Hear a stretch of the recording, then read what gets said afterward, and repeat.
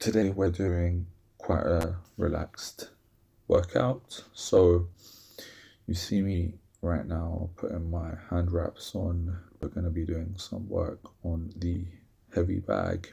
Prior to this, I did a, say, circa 4K run into the gym this morning. Suffice to say, yesterday I probably ate certain foods that made me feel somewhat bloated, and I did not feel 100% when I did wake up. However, I woke up early enough so that I was able to make some adjustments, some corrections. And in this series, we speak a lot about the circadian rhythm, we speak about waking up before dawn, we speak about being able to hydrate well ahead of our workout. So I came into the gym, had a quick chat with some of the coaches there. It's always quite refreshing to have those conversations. The PT I was speaking to, she is quite heavy into long distance running at the moment, and it was quite nice to just have that conversation with her about her program. She's preparing for a marathon, and it helped me to also hone in a little bit more into what I want to do with my cardio training. And the conclusion from that conversation was to look at having a 10K a week, a 5K, and then having a day on the track to do sprints, which would be a nice balance. And it's something that I would say is quite sustainable for me based on where I am at this point in my journey. But please remember, depending on when you're starting your journey, don't feel like you have to instantly catch up or instantly be in the same frame as everyone else. And there's always people that are way ahead, and there's always people that are just starting out, and that's okay. So let's get into this. So as you can see, I'm just working on managing distance, using footwork to come in and out of range. This in actual sparring is quite important to be able to read the movement of the opponent and utilize footwork, head movement, and angles to be able to evade incoming threats, which is what I'm doing here. And as you can see, it's very light touch. We're not going at an excessive volume or even explosive pace. We're just going with the flow, just very light. And this style of training, I would say, is bread and butter. This is what's really gonna get you that consistency over the longer time horizon. People envisage training to always be high intensity. You see all these things online. People have these bulging six packs, and they show you their transformation journey.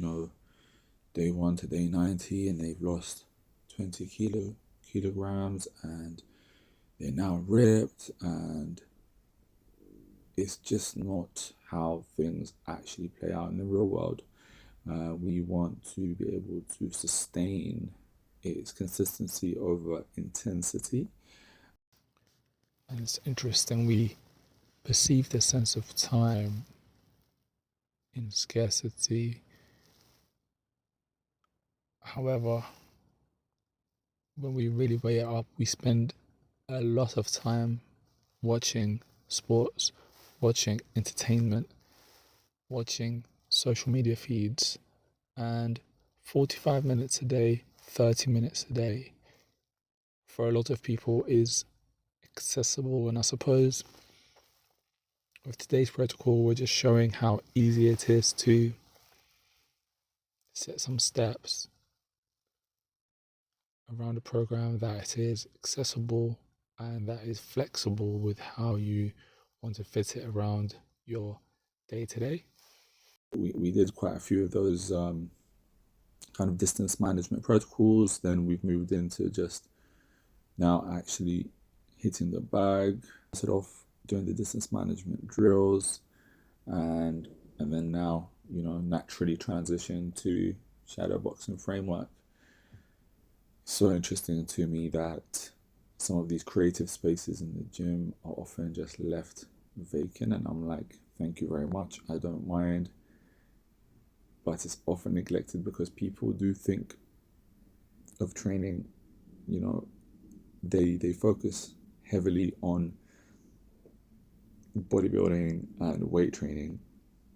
And whilst that can be fun, I'm using this series to show that there are so many different ways to train and there are so many different levels that we can utilize within our program.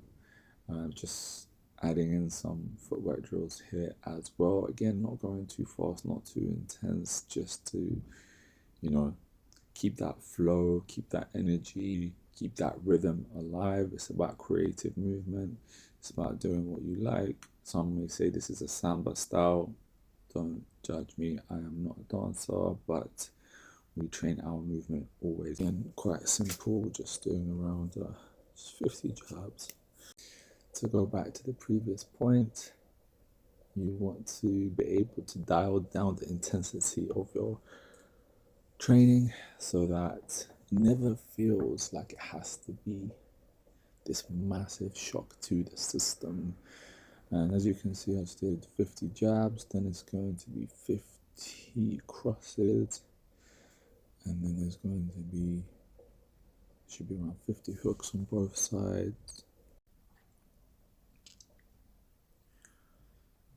Again, we're training that movement. It's about pattern overload.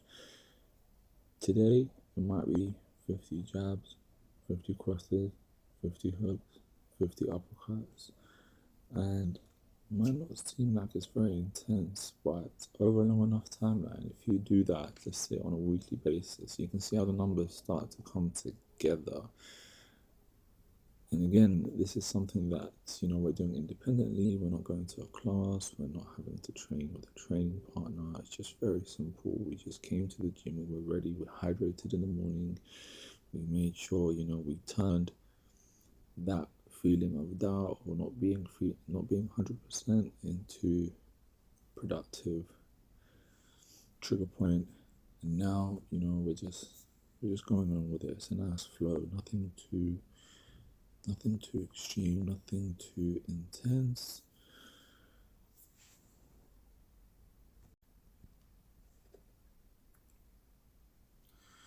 Just make sure that you're wearing the attire that's going to make your life easier. Simple things like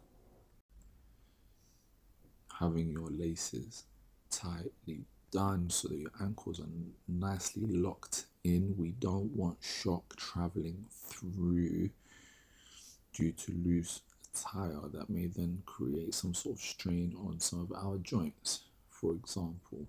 Yeah.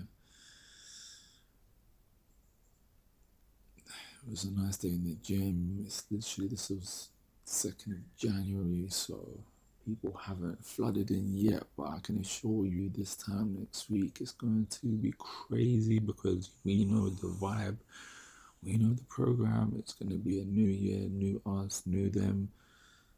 If it's not now, then when? This is it. Do you know what I mean? Final road to gains. We're going to see protein shakes selling out. It's going to be crazy, but for us, we're already there. We've been there. We don't stop. We're always on. We utilize our systems, and you know, we're already building for the next leg up. Every day is day one. Okay, so that was pretty much that. So far in the regimen, we've done around 4K, and then we did about 25 minutes doing all of that work. Now just some functional movement, feeling the ground. Again, slow pace, low intensity.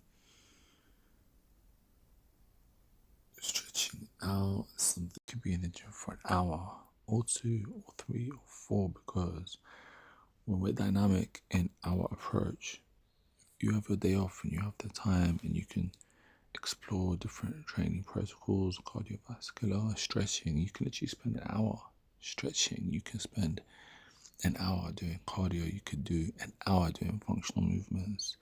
So there isn't really a limit. We have to be generous. We have to be comfortable. Again, it's when you have the time. You're not always going to be able to have as much time to invest, and now, we feel so loose, we feel so much better than we did earlier on. As I mentioned earlier in the video, I did not feel 100% when I started my day.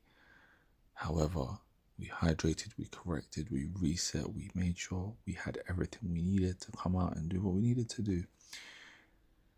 And again, you see I'm just doing some light bouncing work, just, again, just feeling the balls of our feet, playing around with different rhythm, playing around with different movement.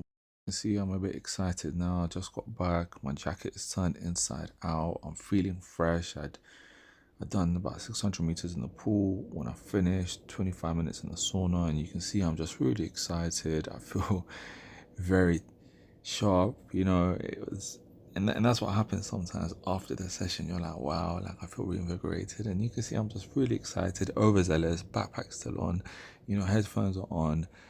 Don't know what's going on. It's just pandemonium right now, but we can enjoy it. It's okay. But anyway, hope you enjoyed this video. See you on the next one, and train hard. Make this day the best day. Even on our worst day, we'll give it our best.